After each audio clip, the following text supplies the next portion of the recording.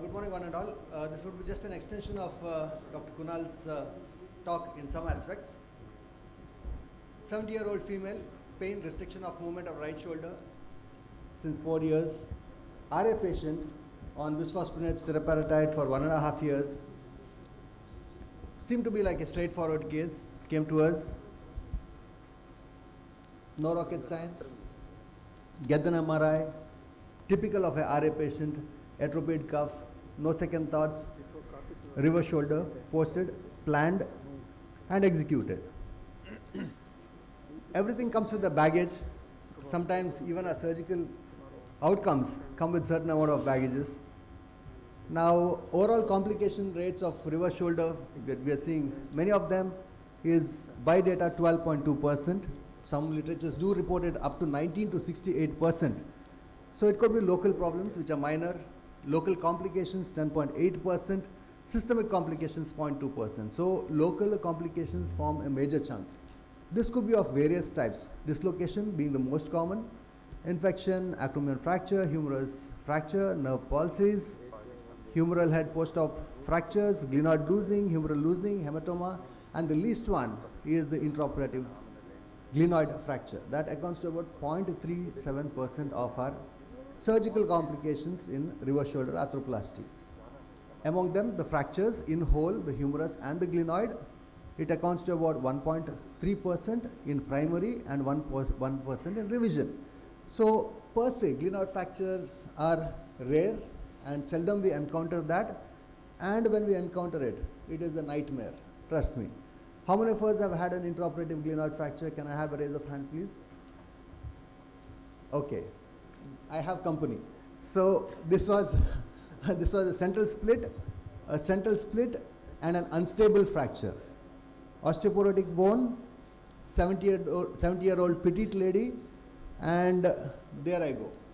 When does this most commonly happen? It happens either during reaming, base plate insertion, and no specific reason. For me, it happened when I was using a spiral base plate, and when I was putting in my spiral blade, reaming, that's when my fracture did happen. Unanticipated, maybe a heavy mallet is something which I used, which shouldn't have happened on ideal scenarios. We need to be careful, but it did happen. Plan? Absolutely no plan. I was blank. On table. Happened to me for the first time. I look like this, of course. Now let's go to the ARS questions. Can I have it? Yeah, what would you do? We would either conserve fixation using the metaglenoid screws which are in the base plate, fixation with screws and proceed with RSA, a conversion to hemiarthroplasty.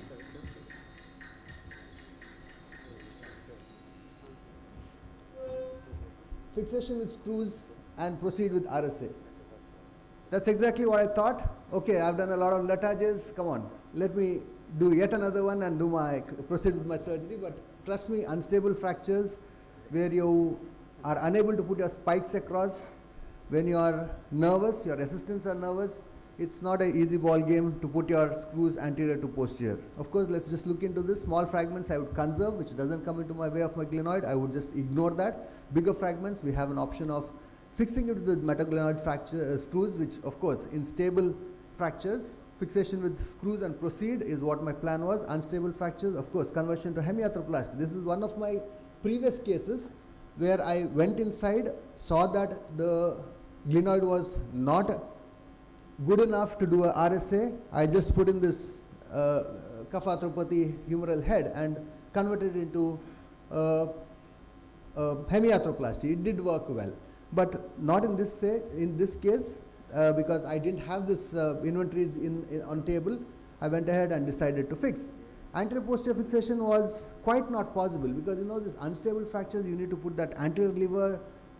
Your exposure is a little different than what you would expect in your letage. So I was unable to put my screws anterior to posterior. Of course, used my towel clip, held it in place, stabilized it with multiple K-wires percutaneously, and then percutaneously put two cannulated cancellous screws from posterior to anterior to hold this in place. Of course, retained few of the K-wires and then had to plan my base plate accordingly. Under vision, under C-arm, I did place my base plate, so that I also use the screw holes like glenoid screws to hold those two fragments of my split fracture, so that I have two screws, so that it gives me some amount of additional fixation. Did well, everything fine. So apprehensive, hard in the mouth, got a CT scan at about 6 weeks. This is how it showed, healing process. Again at about 3 months, did get a CT scan, mobilized the patient gently, was happy with this outcome, well healed, with lot of bone substitutes, again, fine. Job done, all happy. But sometimes, destiny plays its old role. It doesn't end there. Sometimes we need to expect the unexpected. Patient comes back to me again 6 months later, complains of pain in the scapular region, progressive pain, slowed down the rehab, but the pain doesn't subside, no history of trauma, no history of fall. A little bit of aggressive rehab after 4 months is what we thought about. Here you go. Acromion fracture, that's a spinoacromion fracture. I would, of course, we all know about Levy classification. I would put this as a type 2, in a borderline between type 2 and type 3. Now this is where we are, persistent pain, minimally displaced or undisplaced fracture between type 2 and type 3. ARS 2, can I have the ARS 2? How many of us would conserve and how many of us would operate at this?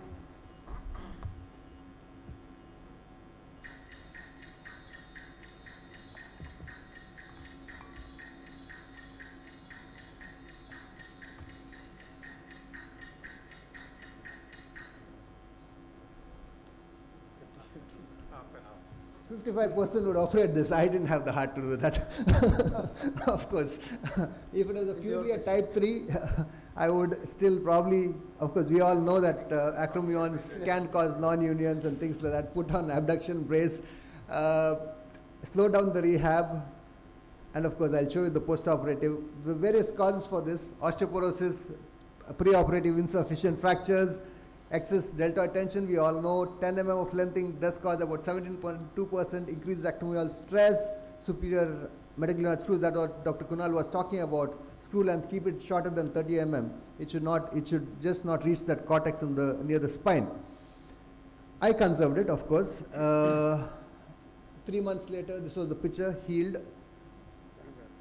Small line. I was happy with that. Of course, she goes on a slow rehab. Relook of the patient profile is something which we did. RS status, diet, bone supplements, and of course bone mineral density. Where we failed is we didn't do a bone mineral density test. Of course, RS status, we need to be a little more careful. We went ahead, relooked to rule out any kind of an insufficient fracture. This is, I think so, in all of these osteoporotic bones, we need to be a little more critical looking into the acromion. A lot of literature on that saying that it could be a pre-operative stress fracture, which would just turn out to be a fracture per se. Of course, lateralization, lengthening, I think I overdid that, could be the deltoid tension. Another thing what we thought about why an acromion fracture could have happened, of course, take home, acromial scapular spine fractures, bone insufficiency secondary to patient, intraoperative technical factors, pain along the scapula more than 2 months, after 2 months, of course. This could be one of the leading thoughts to probably anticipate an acromion fracture.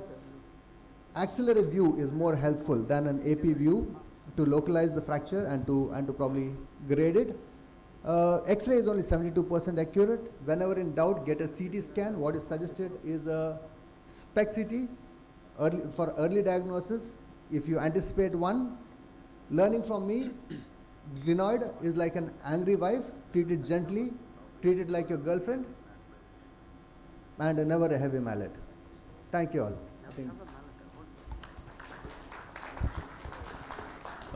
I saw many hands going up when asked about how many have had glenoid fracture. So any other experience you would like to share? At least 4 or 5 hands for, yes.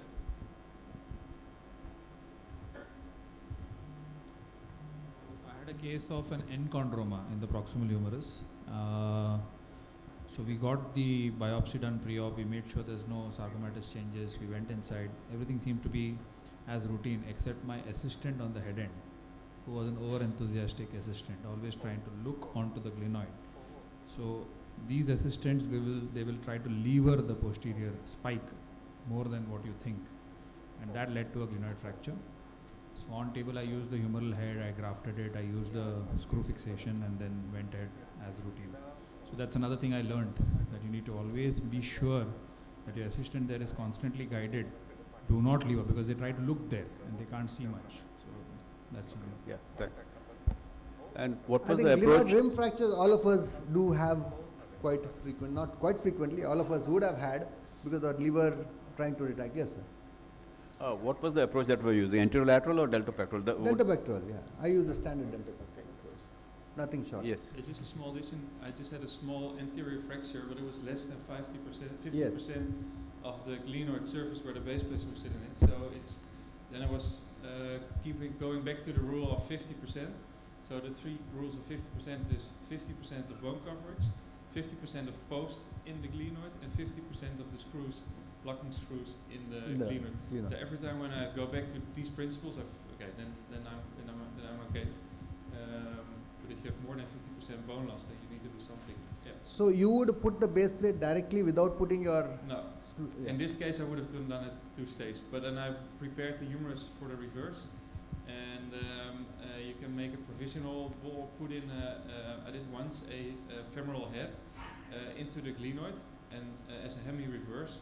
And it was a very old lady, and I left it like that, so she was functioning pretty okay with a hemi reverse, with only the femoral head in the glenoid. So that was my thought process, because when I went back, looked into the literature, they say just put the metaglenoid screws and hold it. But you do not have a compressive force in your glenoid. So I do not know how the fracture would heal. It might still distract. I think it's a good point to say be gentle with the glenoid. That's the message. When we started early part of the career in 2007, we started reverse shoulder. We were initially told you have to be gentle with the glenoid and ream with the hand reamer. I don't know if somebody remember that. Tim Bunker used to say, hand reamer, be gentle with the rheumatoid, elderly osteoporotic patients. But the fourth or fifth case, we had a fracture. Rheumatoid arthritis, if you do hand reamer, there's a problem. So then we started to use the electric reamer, be gentle with that. The most important thing is to be gentle with the subchondral bone. If you expose more of a subchondral layer, and then the twisting force or a mallet force can just break the anterior glenoid.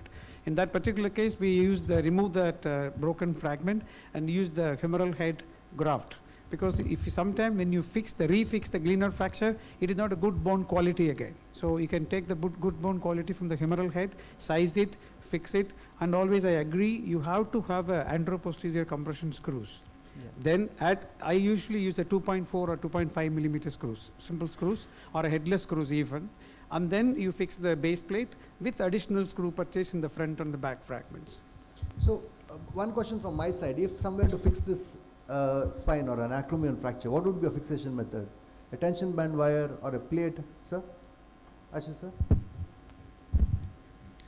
If I do fix them, I normally do similar to the past presenter. I use a double plate fixation. Fortunately, I haven't had that many, so I'll use double plate fixation.